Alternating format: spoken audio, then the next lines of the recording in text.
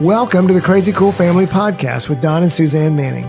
Parents, what if we could give you the power to transform your family into something absolutely amazing? A family where everyone is healthy, gets along, loves Jesus, and has great purpose in life. Hey, let us flip your thinking to unlock the power God has given you to create your own Crazy Cool family. How do we know if we're building a Holy Spirit-led culture? Well, by your family's fruit. We are starting a new series based on Galatians 5:25. It says, since we live by the Spirit, let us keep in step with the Spirit. Since we live by the Spirit, keep in step by the Spirit. One of the words for Crazy Cool Family this year that we feel like God has given us is culture. And we believe that building culture is deeply dependent on walking with the Holy Spirit. So how do you know if you're building Holy Spirit-led culture? Well, by your family's fruit. What are the fruits?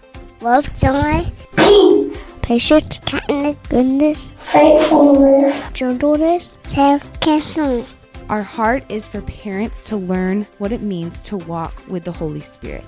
The Holy Spirit helps us live like this. The Holy Spirit is in us and we can bear fruit. We will unpack a fruit of the Spirit and we'll share a crazy cool definition and a declaration for you to use with your family. Listen with your family. Listen with your family. So come on, let's take the next few months and learn how to walk with the Holy Spirit together. Holy Spirit, bring on the fruit. Hello, all you crazy cool family parents out there. This is Suzanne, and I want to talk to you a little bit about the fruit of the Spirit, peace. And before I talk too much about it, I have invited Mollie to send a little blurb in to share what her perspective and what she's learned on peace. And I picked Mollie, and she'll talk about it a little bit. I picked Mollie to share with you about peace because how I describe Mollie is she's tightly wound.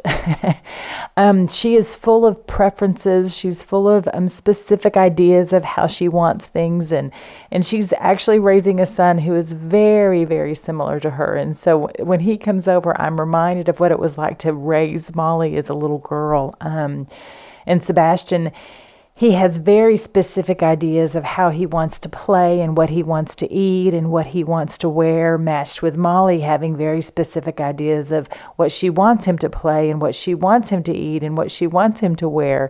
And so it's been fun to watch her parent him and learn how to have peace in all of that.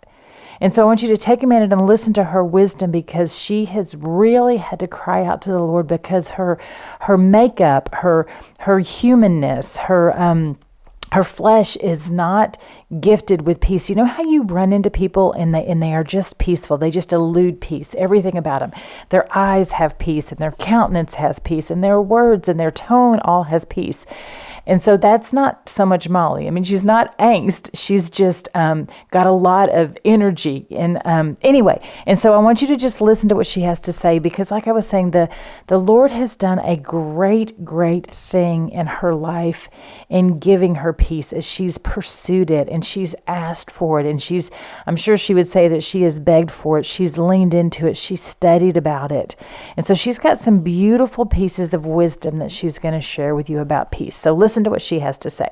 Hey guys, it's Mollie. I'm going to talk to you guys a little bit about the fruit of the Spirit of peace and what God has been teaching me about peace this year. Probably if you know me or my siblings would say I might not be the most peaceful Manning, little high strung, pretty emotional, but I believe that makes my words about peace all the more testimonious, but peace, as my parents have been defining it, is resting in God's control of everything. It's a very big, lofty statement, but something that I actually learned in doing an Advent study this Christmas was that because Jesus lives inside of us and because Jesus literally is peace, when everything around us is chaotic, we are always at peace with God. And so when we look to our circumstances to determine our peace as moms, as parents, as siblings, probably 99% of the time, if we chose to match our peace with our circumstances, it's going to be chaotic. But when we choose to refocus our peace on Jesus, who says, peace I leave with you, peace I brought to you, essentially.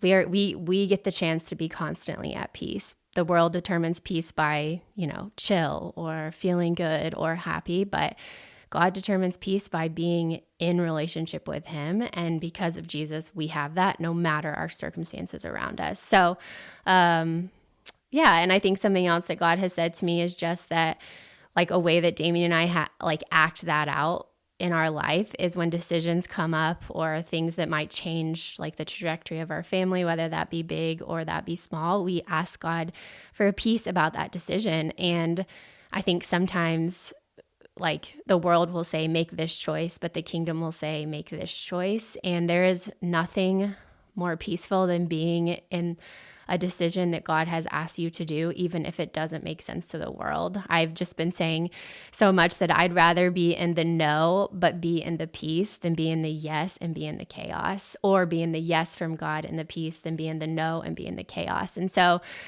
just be encouraged that, like, if your world feels chaotic, if your kids feel chaotic, that is valid, that is true. But because you have Jesus inside of you, and because he says, I am literally the Prince of Peace, you can be at peace too. So I bless you with peace. I declare peace over your home. I declare peace over your relationships and over your conversations. And may the God of peace just follow you wherever you go. Isn't that brilliant? Isn't she absolutely brilliant?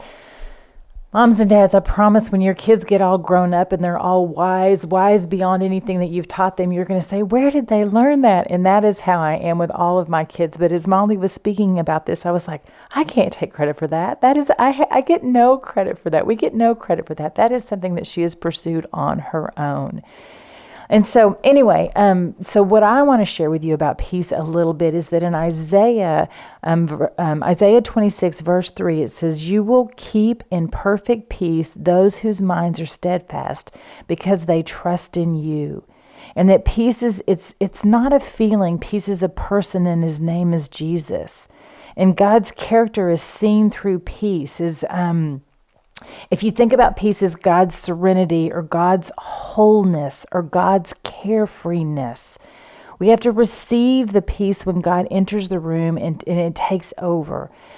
Because here's the deal, the enemy is alive and well, and the world we live in is chaos. And chaos is the opposite of peace. And so I just wanted to share with you a couple stories of what peace looks like in the home and how we can be bearers of that peace, how we can bring peace into a situation. We can be the carriers of it because we have Jesus inside of us, because it might not be who we are. Like with Mollie, it's not who we are, but it is who we have in us. Just like all the fruits, it's what we have. And so let's say that your child is having a complete meltdown, and so many times we want to match that meltdown with that same intensity, that same energy. And so I encourage you to just take a minute and say, okay, Holy Spirit, give me peace. Show me peace. How can I peacefully, what can I do to bring peace to this situation? And rest in that for a minute and let the Holy Spirit give you that gift of peace, so that when you do come to that child and I don't know what the Holy Spirit's going to say to you, but it can be something like you're going to scoop the child up and you're going to hug him, or you're going to whisper to him, hey buddy, I see you, you're okay. Maybe you'll go put some music on. Maybe you'll say, okay, I'm going to be right back. And then you go get something to break the fit with laughter or something like that. Get a clown face or a Santa hat or something to break that. Once again, I don't know what the Holy Spirit's going to do to you to give you an opportunity to bring peace into that situation, but I just encourage you to stop and ask for it and look for it. And so another situation, let's say that you're having a hard conversation. Maybe it's with your spouse, or it's with a teenager. Maybe it's with a boss or a coach or a neighbor, a friend, a parent, maybe your parent, and you're having a hard conversation. Do you ever, do your hands start getting clammy and your heart starts beating 100 miles an hour, and you're thinking, I am not peaceful. I am wound. I am upset. I'm about to blow a fuse. I'm about to start screaming. I would feel best if I started screaming. That's another opportunity to invite peace into the scene, into the situation, and just stop and say, okay, I need peace. It's such a powerful statement. When we stop and acknowledge that we're about to spin out of control, or we see a situation that's out of control, then it is amazing when we stop and just ask for peace, how it comes over us. And so I walked through this experience when my mom died. I don't know how many years ago, 10 plus years ago. And I remember we had gone in there to see her, and she was fine. And then all of a sudden she slipped into a coma. And I remember my heart racing and my mind going crazy. And I wanted to throw things and scream. And all of a sudden, and I can only describe it as supernatural, there was this supernatural peace that washed over me completely and totally. And I could see clearly, and I could make decisions clearly, and I could understand clearly.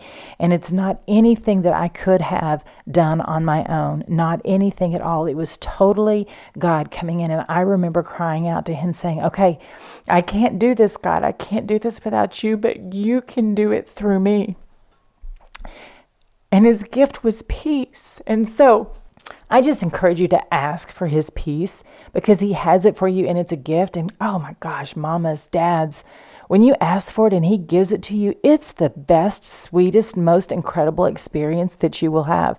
When you are on the brink, I cannot tell you, when you are on the brink of erupting like a volcano, and the sweet God above gives you this precious peace for you to hold on to, and it's unexplainable. Oh my goodness, it just knits your heart to the Lord. It knits your heart to the situation, and it just makes you feel like that you just had been given a miracle.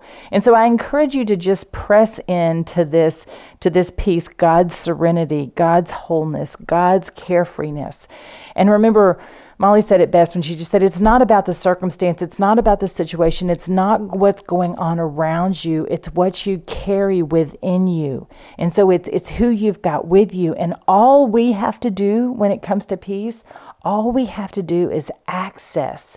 We just have to access peace. I think about Jesus all the time when he walked into the temple and he threw tables. And I can relate to the throwing tables. I can relate to that. When my kids were small, I would flare all the time. If they would spill something, or they would not clean up their mess, or they were mean to each other, then my response was anger, and I would not be peaceful and not come to them with peaceful.